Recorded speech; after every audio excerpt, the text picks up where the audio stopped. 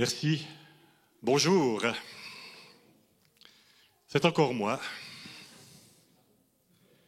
Mais je ne suis pas en reconversion professionnelle. Ça me fait plaisir d'être là de nouveau pour vous apporter la parole de Dieu ce matin. En fait, tout a déjà été dit de la louange. C'est extraordinaire que c'est comme ça. Vous allez me dire alors, pourquoi es-tu là ? Oui, voilà, il y en a qui ne manquent pas de dire. Eh bien, tout d'abord, pour vous souhaiter une bonne année. Vraiment que cette année 2025, nous puissions la vivre dans la joie, dans la paix, grâce au Seigneur. Les circonstances ne sont pas faciles, la situation n'est pas simple, il ne faut pas se boucher les yeux non plus. Nous vivons dans un monde quand même qui n'est pas évident du tout, mais ce n'est pas une raison pour s'écraser. Et je vous propose de lire quelques versets dans l'Épître aux Hébreux au chapitre 12, les 3 premiers versets qui peuvent être comme un mot d'ordre pour cette année 2025. Nous donc aussi, c'est nous ici aussi, évidemment, puisque nous sommes environnés d'une si grande nuée de témoins, rejetons tout fardeau et le péché qui nous enveloppe si facilement et courons avec persévérance dans la carrière qui nous est ouverte. Ayons les regards sur Jésus, le chef et le consommateur de la foi, qui, en vue de la joie qui lui était réservée, a souffert la croix, méprisé l'ignominie ou la honte, et s'est assis à la droite du trône de Dieu. Considérez en effet celui qui a supporté contre sa personne une telle opposition de la part des pécheurs, afin que vous ne vous lassiez point l'âme découragée. Voilà, ce n'est pas le moment de se décourager, au contraire, puisque nous sommes appelés à garder les yeux fixés sur Jésus. Et ces versets, on les a chantés pratiquement tels quels dans un des chants. Je me disais, ouais, c'est génial. C'est génial. Parce que j'avais préparé un peu mon message avant de recevoir la liste des chants. Je vous pars quand même. Mais on voit que Dieu conduit vraiment les choses. Et c'est vraiment cet encouragement de rejeter tout fardeau, de rejeter le péché pour s'approcher de Jésus en ayant les yeux gardés sur lui et en ne se décourageant pas parce que parfois on aurait tendance à se décourager. Et c'est vrai que les défis sont là et voilà, on avait prévu d'en parler de quelques-uns, mais sans insister trop. Néanmoins, il y a des défis politiques qui sont dans notre monde actuel. Vous avez vu les résultats des élections. Je ne fais pas de politique. Mais néanmoins, les résultats des élections dans différents pays d'Europe et d'outre-mer, les résultats des élections qui vont venir en Allemagne, certainement, le chaos politique qu'il y a en France actuellement, on a des gouvernements de droite qui prônent dans leurs mots, en parole, des valeurs chrétiennes, qui veulent rétablir des valeurs chrétiennes, mais il ne faut pas se faire d'illusions. Rétablir des valeurs chrétiennes sans le Christ, ce n'est pas grand-chose. Et dès qu'il y a des problèmes, il y a toujours des boucs émissaires qui sont nommés. Des boucs émissaires, ça peut être l'étranger, le requérant d'asile, qui vient prendre nos assurances sociales, qui vient prendre nos places, etc. Ou bien c'est le juif, de plus en plus le juif. Et l'on sait que quand le juif est montré du doigt, eh bien le chrétien, il l'est très peu de temps après. Donc, le secours n'est pas dans la droite et le secours n'est pas dans la gauche non plus. Parce qu'on voit des partis de gauche qui, eux, introduisent des théories qui mènent à détruire ce qui fait la structure familiale, la structure de la société. Donc, le salut n'est pas à gauche non plus, et Dieu n'est ni de gauche ni de droite. il est au-dessus de tout cela. Et vraiment, parfois on a tendance à se dire, mais ah ouais, un gouvernement tel et tel, il va nous faire du bien, il va rétablir l'ordre dans la société. Eh bien non, je vous le dis comme ça. Et puis il y a les guerres aussi, les guerres quand même qui sont là, qui s'approchent de plus en plus. Il y a les défis économiques, inflation, déflation, réflexion, enfin non, mais il y a augmentation des prix, il y a des incertitudes qui sont extrêmement grandes. Des défis éthiques aussi, avec l'intelligence artificielle. Ça pose quand même des gros défis, hein. C'est pas si simple. Et puis tous les défis qui sont liés au début de la vie et à la fin de la vie. Dans un certain sens, on est capable de réaliser des prouesses chirurgicales sur des fœtus qui sont absolument extraordinaires. On fait des choses magnifiques et puis d'autre part, on tue plein de fœtus parce que ça ne nous arrange pas qu'ils naissent à ce moment-là. Voilà, et puis il y a les fake news, il y a les théories du complot, puis comment s'y retrouver là au milieu. Et puis, sociétaux, les familles qui sont de plus en plus désintégrées. Il y a aussi la pensée unique, les défis écologiques. Je lisais il y a 2 ou 3 jours que l'année 2024 a été l'année du charbon. C'est l'année où on a consommé le plus de charbon depuis des dizaines d'années. Ça s'appelle la transition écologique. Voilà, je suis un peu cynique, mais il y a des défis qui sont là. Voilà, ne nous les cachons pas. Et puis je les présente avec ma perspective, évidemment. Vous pouvez ne pas être d'accord avec moi. C'est vraiment pas grave, ça. Mais aussi, soyons prudents, soyons attentifs parce que ça a un impact sur nos vies et puis également sur l'Église. Il y a de nombreux défis dans l'Église aussi. De faux enseignements. Et je parle aussi des églises évangéliques. Il y a des faux docteurs, comme au 1er siècle. Il y a des faux prophètes. Allez voir sur Internet.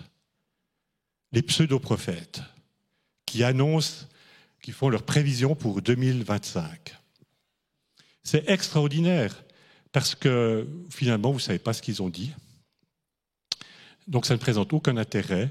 Et puis d'autre part aussi, et c'est là où pour moi c'est plus problématique, c'est que ce sont des personnes qui disent avoir reçu elles-mêmes un message de Dieu qu'elles sont appelées à donner aux autres. Elles se placent comme des intermédiaires entre Dieu qui leur a donné un message spécifique et particulier et le reste du peuple qui a besoin d'être instruit par ces personnes. Voilà, je prends certains risques ce matin. Mais c'est une réalité.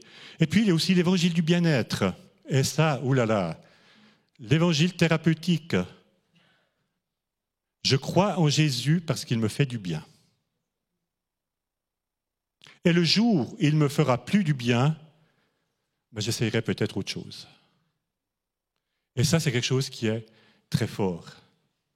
Et puis le consumérisme. Je viens à Lazare.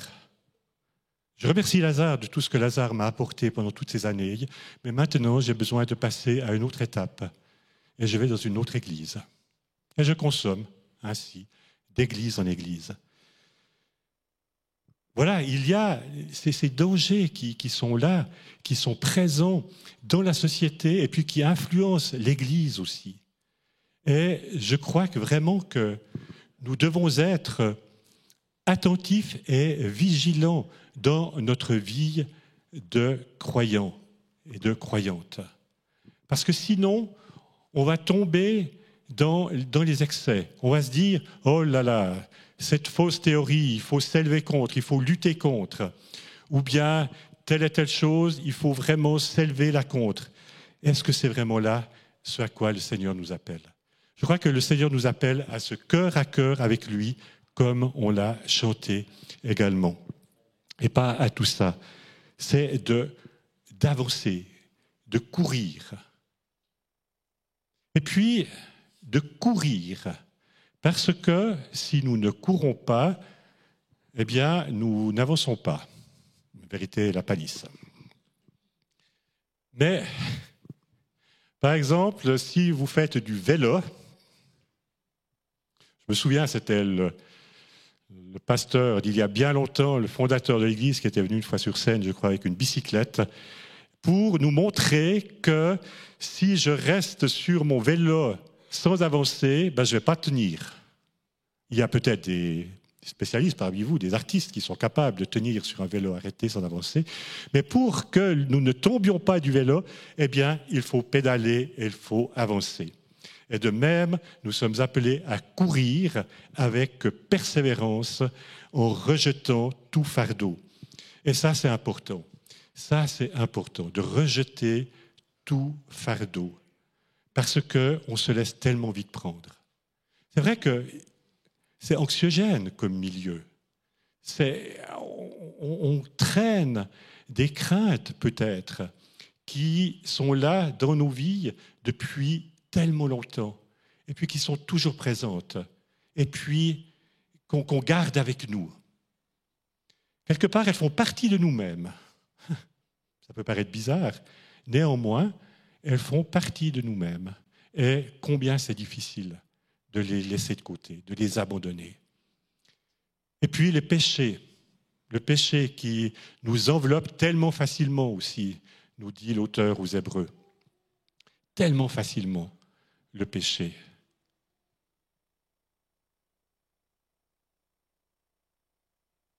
Dans l'Antiquité, les coureurs, les athlètes couraient nus dans le stade. À l'époque, les habits étaient des toges. Alors imaginez-vous courir avec une toge. Je me suis dit, tiens, j'aurais dû prendre une toge pour faire une démonstration et puis me casser la figure devant, sur la scène, comme ça. On va tomber, on va chuter. C'est pour ça qu'il ne faut pas s'encombrer, que l'auteur de cette lettre dit de ne pas s'encombrer avec des fardeaux, avec des péchés qui sont là. Ça aussi, c'est quelque chose qu'on a chanté également. C'est de rejeter cela pour courir. On peut remettre le texte.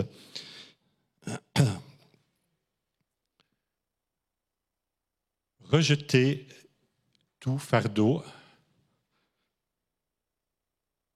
qui nous enveloppe. Voilà.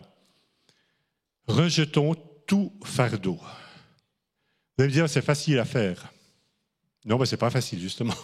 C'est facile à dire, plutôt. Voilà. Facile à dire, mais ce n'est pas facile à faire. Mais là, vraiment, pourtant, c'est important. Et je donnerai quelques pistes pratiques après par rapport à cela. Et puis également de rejeter le péché. Et par rapport à cela, je vous renvoie à mon message de dimanche passé, qui était déjà l'année dernière, mais ce qui était valable en 2024 reste valable en 2025. Vous vous rappelez de quoi j'ai parlé? Des critères pour s'examiner soi-même. Exactement, s'examiner soi-même.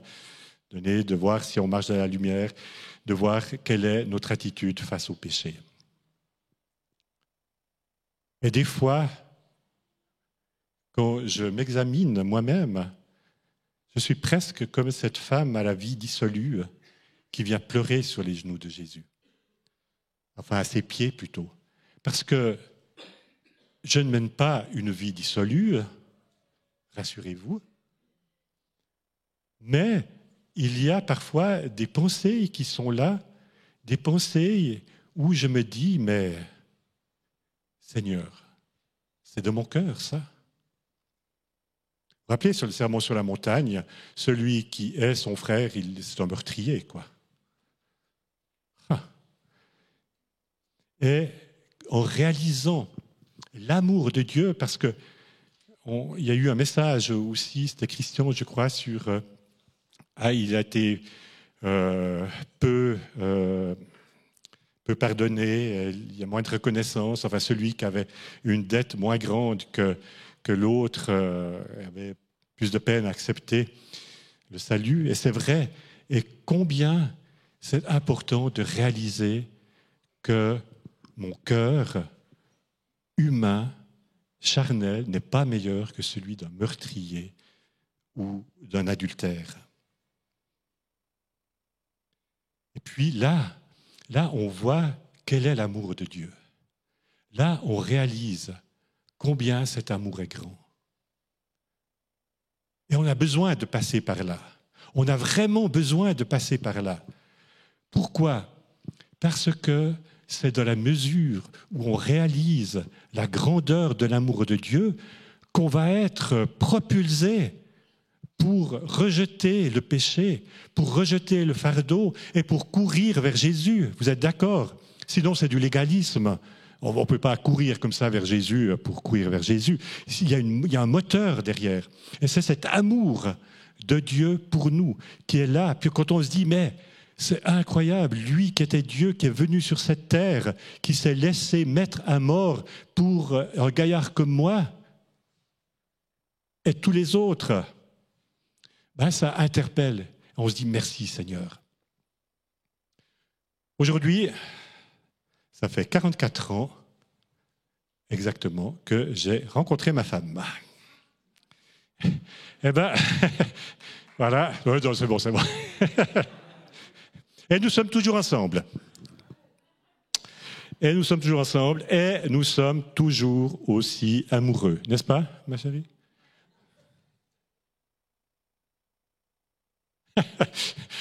Mais oui, c'est super de voir que voilà, quand on se retrouve, si l'un est parti pour la journée, on est tout content de se retrouver. Et puis, on est tout content de passer du temps ensemble, à discuter, à faire la vaisselle, à faire la cuisine.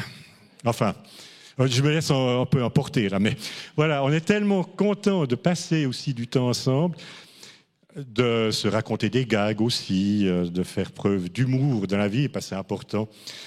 Puis je me dis, ben voilà, j'ai toujours du plaisir à retrouver mon épouse, et elle a toujours du plaisir aussi, n'est-ce pas chérie, à me retrouver. Eh bien avec Jésus, c'est comme ça aussi. Avec Jésus, c'est comme ça. Waouh, Jésus qui a tout donné pour moi, eh bien moi, qu'est-ce que je fais ? Eh bien, je veux le connaître toujours plus et m'approcher toujours plus de lui. Et pour cela, je cours et je me débarrasse de tout ce qui m'empêche de courir, de tout ce qui alourdit ma vie, de tout ce qui alourdit mon cœur. Je laisse ça de côté pour courir vers Jésus. Et puis, courir, c'est pas un sprint, hein. C'est plutôt un marathon, pour le moins, un ultra-trail, peut-être encore plus, parce que c'est un terrain qui n'est pas régulier. Ce n'est pas une piste cendrée, enfin ça n'existe plus les pistes cendrées, mais les pistes en tartan de stade, c'est la rocaille. Ça monte, ça descend, on peut s'encoubler, on peut tomber. Il y a des obstacles sur ce chemin. Et c'est sur ce chemin que l'on est appelé à courir, les yeux fixés sur Jésus pour ne pas perdre le nord, pour ne pas perdre la direction. D'avoir aux chevaux de course, on leur met parfois des œillères. Pourquoi ? Pour qu'ils ne se laissent pas distraire par ce qui se passe à côté et qu'ils ne soient pas anxieux, parce que ça peut provoquer de l'anxiété quand on voit ce qu'il y a autour, pour les chevaux en tout cas. Et pour nous aussi. Alors vraiment que nous puissions nous encourager dans ce sens-là. Vraiment. Et c'est important. C'est important. Pourquoi est-ce que c'est important ? Parce que la course, eh bien, elle est dure, elle n'est pas facile.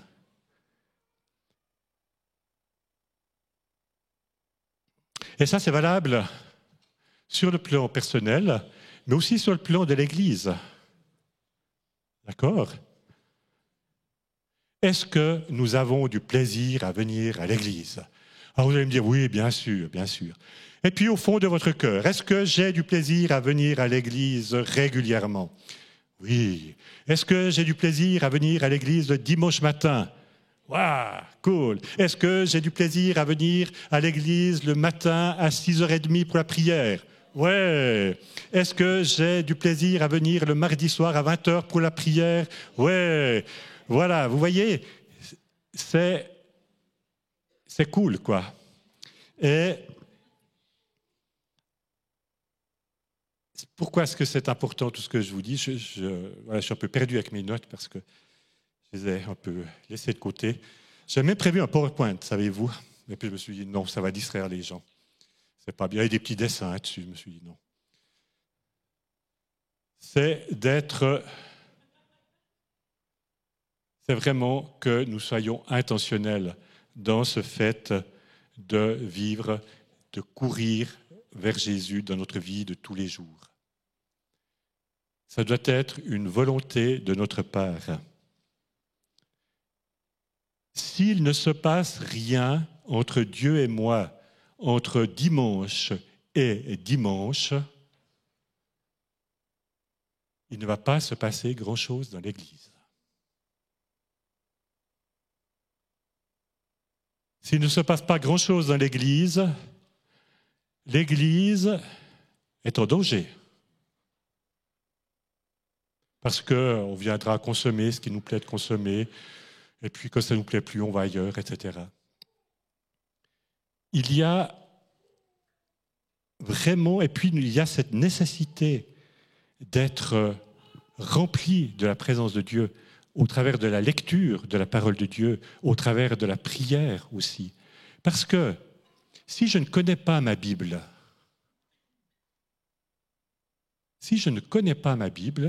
comment est-ce que je peux évaluer ce que la personne qui est sur la scène est en train de raconter? Ça peut être des bêtises totales. Donc, c'est important de connaître sa Bible. C'est important d'après d'aller vérifier, comme les chrétiens de Béret qui allaient vérifier dans la parole de Dieu si ce que Paul leur avait apporté était juste ou pas. C'est important de le faire pour se dire, mais qu'est-ce qu'il nous a raconté ce matin? À part des pitreries, qu'est-ce qu'il nous a raconté? Puis nous dire de prendre du temps avec Dieu. Est-ce que vraiment c'est nécessaire de le faire?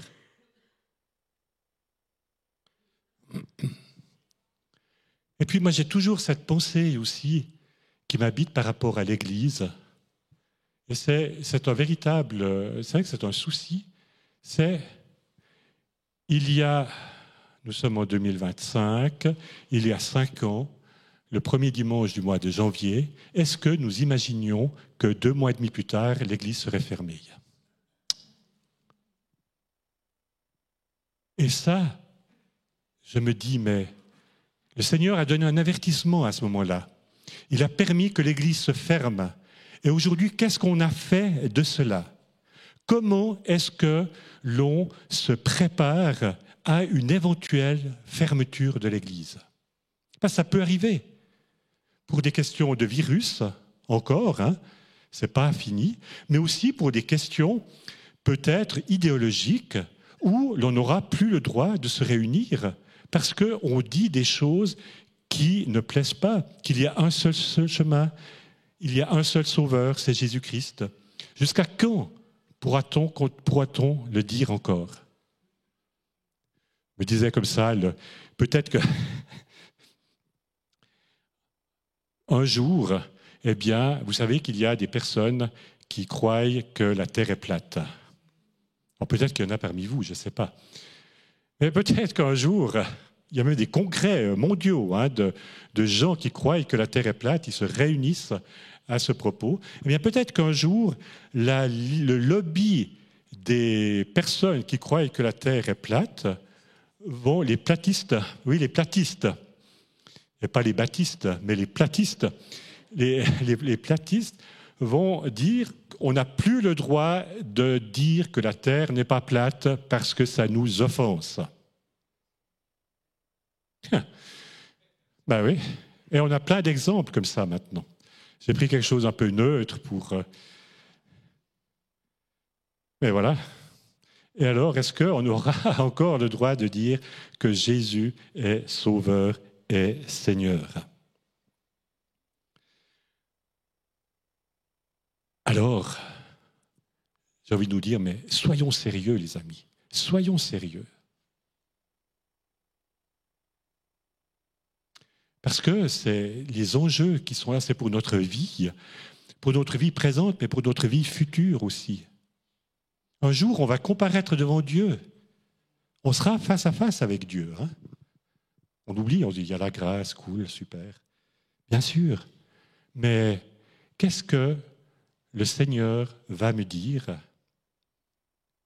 quand je lui dirai, ben,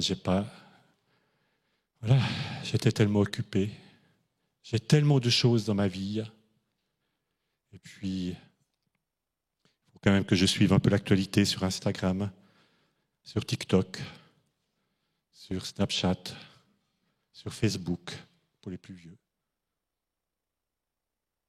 Ben, qu'est-ce que tu veux que je te dise, Seigneur? Alors, je crois vraiment que je nous encourage et je prie pour ça. C'est ça ma prière pour l'Église, pour cette année 2025, c'est que nous ayons ce désir et que Dieu touche notre cœur et que nous devenions comme cette femme à la vie dissolue qui vient se jeter aux pieds de Jésus. Et que nous ayons du plaisir et de l'enthousiasme à se retrouver, à venir à l'Église, parce que nous ne sommes pas seuls, il y a les frères et sœurs, et ça c'est important aussi. Moi je me disais, mais en fait, est-ce que je viens à l'Église comme si c'était la dernière fois que je pouvais y venir? Je vous laisse cette réflexion. Parce que si c'est comme la dernière fois, alors je me dis, ah ben, ouf, enfin plus besoin de se lever le dimanche. Mais au contraire, ben c'est cool de venir, c'est de l'enthousiasme. Venons, je viens à l'église parce que j'ai envie de venir à l'église, parce que peut-être qu'il n'y aura plus d'église la semaine prochaine. Vous avez vu qu'il y a des rassemblements à Lausanne qui ont perdu leurs locaux, qui doivent se réunir ailleurs. C'est à côté, c'est à 10 kilomètres. Hein. C'est pas en Afrique, c'est pas en Asie centrale, c'est pas en Chine, c'est à côté de chez nous. Alors pourquoi eux et pourquoi pas nous? Ou pourquoi nous et pourquoi pas eux? Donc il y a là vraiment cette urgence de se prendre en charge chacun individuellement. Ce n'est pas le rôle des pasteurs uniquement, ce n'est pas le rôle des anciens, ce n'est pas le rôle des responsables, c'est le rôle des uns et des autres. C'est mon rôle de me maintenir en paix devant Dieu. C'est mon rôle de m'examiner moi-même régulièrement. Mais voilà, c'est là où c'est important de le réaliser. Nous sommes tous l'Église. Alors c'est vrai qu'il y a des anciens, c'est vrai qu'il y a des personnes qui sont reconnues comme anciens pour conduire l'Église, mais chacune et chacun d'entre nous, nous sommes un peu l'Église. Alors moi je vous encourage aussi, c'est parce que c'est peut-être difficile de s'encourager tout seul, mais peut-être si vous avez pour les sœurs une sœur de qui vous vous sentez proche, une ou deux sœurs, et puis pour les frères, un ou deux frères avec qui vous vous sentez proche, eh bien de prendre des moments ensemble. De prendre des moments ensemble, non pas pour qu'il y en ait un qui instruise l'autre ou les deux autres, non pas pour discuter des théories sur la fin des temps, non pas pour se demander, en fait, cette terre finalement, elle est plate ou pas? Non, mais pour lire ensemble la parole de Dieu. De se mettre au défi, par exemple. Allez, on se voit dans 2 semaines, et d'ici 2 semaines, nous aurons lu, les 2 ou les 3, on aura lu l'Épître aux Romains. Waouh, cool! Ou bien, dans 2 semaines, on aura lu la Genèse. Waouh! Et puis peut-être qu'un des deux n'aura pas réussi à la lire, mais on continue, et on s'encourage, et on s'examine soi-même l'un avec l'autre aussi, pour qu'on ait un vis-à-vis. Ça va? Voilà, j'arrive j'arrive au bout. Donc vraiment, je nous encourage et je prie pour cela que chacune et chacun ici trouve le temps pour être dans la présence de Dieu. Parce qu'on dit, voilà, viens nous toucher, viens toucher mon cœur, viens Seigneur, je veux te connaître plus, je veux m'approcher de toi, etc. Eh bien, allons-y. S'il y en a qui ne le font pas encore, eh bien, allons-y. Et puis, ne nous contentons pas de lire 3 ou 4 versets. Parce qu'on se dit, de toute façon, la Bible, c'est compliqué, j'y comprends rien, c'est ennuyeux. Tout. Mais plus on va lire la Bible, et plus on aura du plaisir à la lire. Et plus on aura envie de la lire. Alors, lisez 2, 3, 4, 5, 6 chapitres. Prenons le temps de lire la parole de Dieu. Je ne sais pas combien de temps vous passez dans votre salle de bain. Combien de temps vous passez sur Internet, devant la télé, et combien de temps vous passez vraiment avec Dieu. Bien que vraiment le Seigneur vienne nous encourager, nous fortifier dans ce sens-là. Nous encourager à nous examiner aussi nous-mêmes régulièrement, de voir où on en est dans notre marche avec lui. Que l'on profite de chaque occasion de venir à l'Église pour rencontrer Dieu. Voilà. Eh bien, je vais prier.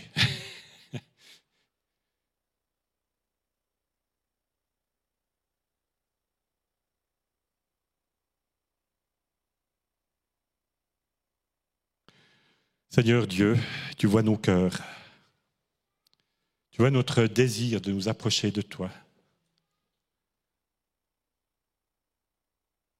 De venir à toi qui a accompli toutes choses pour nous. Et puis tu vois aussi les circonstances de nos vies qui sont là. Il peut y avoir la maladie également. Il peut y avoir des soucis professionnels, des soucis de couple, plein de choses qui sont là, des addictions, des péchés récurrents qui reviennent constamment. Il y a plein de choses qui peuvent être là dans nos vies. Alors tu ne veux pas que nous les cachions ou nous les mettions sous le tapis, si on a un tapis, mais que nous te les apportions, Seigneur Jésus. Que nous te les apportions et que nous ne les reprenions plus. On te les apporte et nous rejetons tout cela et nous courons de l'avant avec toi, vers toi, Jésus. Viens mettre en nous cette pensée. Ce n'est pas un message qui fait de l'effet, mais c'est toi, Saint-Esprit, qui agit dans chacun de nos cœurs. Alors viens toucher nos cœurs aux uns et aux autres et que l'on puisse vraiment être encouragé, fortifié, recevoir la révélation pour nos vies, Seigneur. Merci d'agir, merci d'intervenir, merci de fortifier celui qui se sent faible, qui se sent abattu, qui se dit « mais moi j'y peux pas, c'est pas pour moi ça ». Eh bien si, c'est pour toi aussi, c'est aussi pour toi, à ta mesure, parce que Jésus vit en toi. Alors vraiment Seigneur, viens nous faire réaliser la grandeur de qui tu es, la grandeur de ton amour aussi par rapport à nos vies. Viens. Interviens, je te prie, et que nous ayons vraiment cette volonté, ce désir d'avancer avec toi, Seigneur. En ton nom, Jésus. Amen.